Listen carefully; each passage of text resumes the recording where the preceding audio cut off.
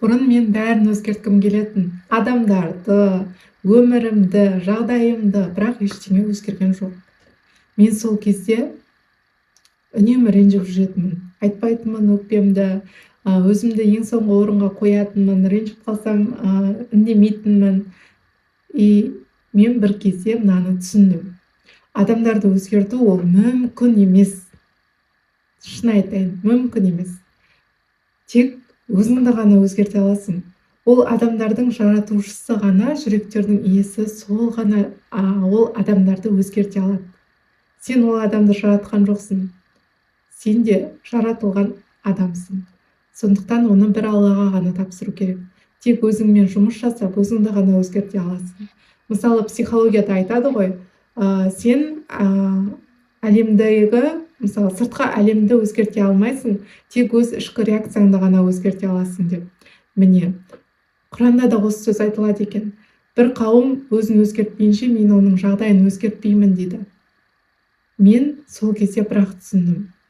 Егер мен өзімді өзгертсем, онда менің ниетім өзгереді. Ниетім өзгерсе, әрекетім өзгереді. Әрекетім өзгерсе, нәтиже өзгереді. Яғни, біз тек өзімізді өзгерту арқылы ғана жан-жағымызға әсер ете аламыз. Мысалы, реакциямызды өзгерте аламыз. Біреу бізге ашуланып тұрса да, біз оны дұрыс жағынан қабылдай аламыз. Өйткені біздің ниетіміз басқа, ойымыз басқа, сезімдеріміз басқа, біздің ішімізде ашу-ыза жоқ. Және де мен мына нәрсені түсініп келе жатырмын. Конфуций айтқан ғой, өзін жеңген адам бұл нағыз күшке ие деп. Яғни, өзімізбен жұмыс істеу арқылы біз біраз нәрсені өзгертуге ықпал ете аламыз. Және де адамдарды өзгерте алмайтынымыз хақ нәрсе. Біз тек өзімізді Аллаға апару арқылы, сезімдерімізді оқи алу арқылы және ойымызды өзгерту арқылы ғана өз өмірімізге әсер ете аламыз.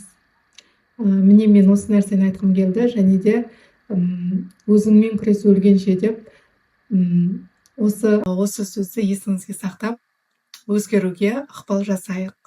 Және төменге комментарийға өзіңіздің ойыңызды жаза кетіңіз.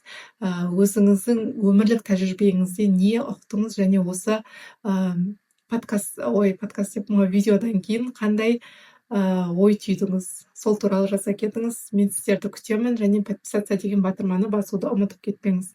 Пока-пока, чау-чау.